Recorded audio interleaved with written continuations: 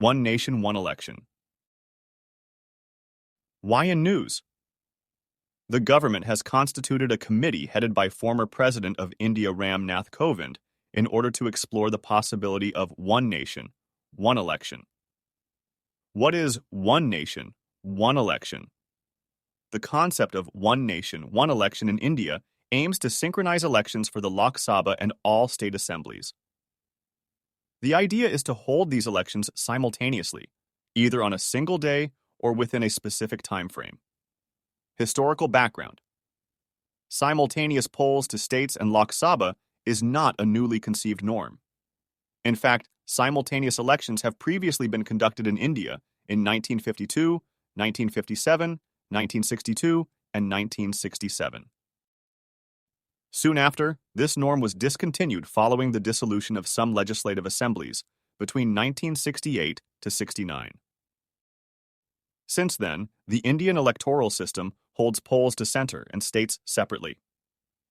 To implement one nation, one election in India, several changes are needed. 1. Political consensus. There must be agreement among political parties on these changes. 2. Constitutional amendments, amendments to articles like Article 172, Article 83, and Article 85 of the Indian Constitution are required. These articles deal with the duration of Parliament, presidential powers, and summoning sessions. 3. Article 356. This article concerning President's rule may need modification. 4. Laws, amendments in the People's Representation Act, 1951, and the anti-defection law are necessary for smoother functioning. These changes aim to ensure synchronized elections at both national and state levels. Arguments in favor of one nation, one election. 1. Efficiency. It streamlines the electoral process, reducing the frequency of elections, saving time and resources. 2. Stability. Ensures stable governments with longer terms, fostering better governance and development. 3.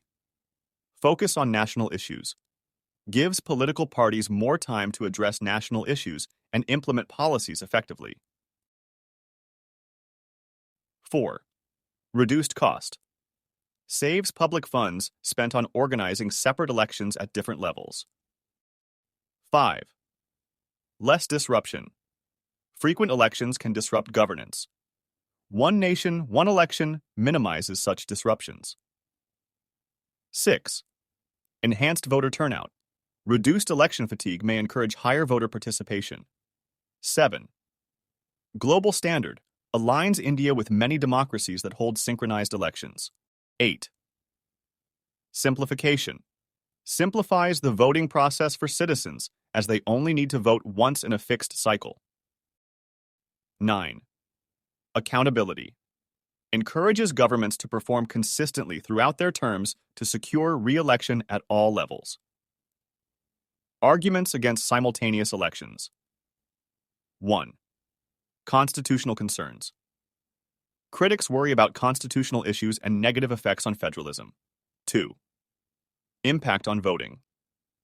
Some believe it could affect voter choices and require extensive resources like EVMs and VVPATs. 3. Federal nature. Concerns that it might harm the federal nature of Indian politics since national and state issues differ. 4. Dominance of national issues. Simultaneous elections may lead to national issues overshadowing local ones. 5. Accountability. Continuous elections ensure governments remain accountable, while fixed tenures might encourage autocratic tendencies. 6. Synchronization. Difficulty. Maintaining simultaneous elections in a diverse democracy like India could be challenging and lead to instability. 7. Tampering with democracy. Changing the election system may be seen as interfering with people's democratic rights. Conclusion. Simultaneous election is an idea whose time has come.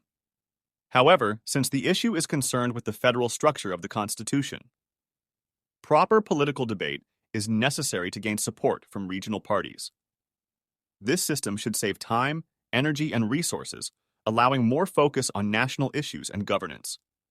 The Law Commission's recommendations indicate the feasibility of restoring this concept from India's early years.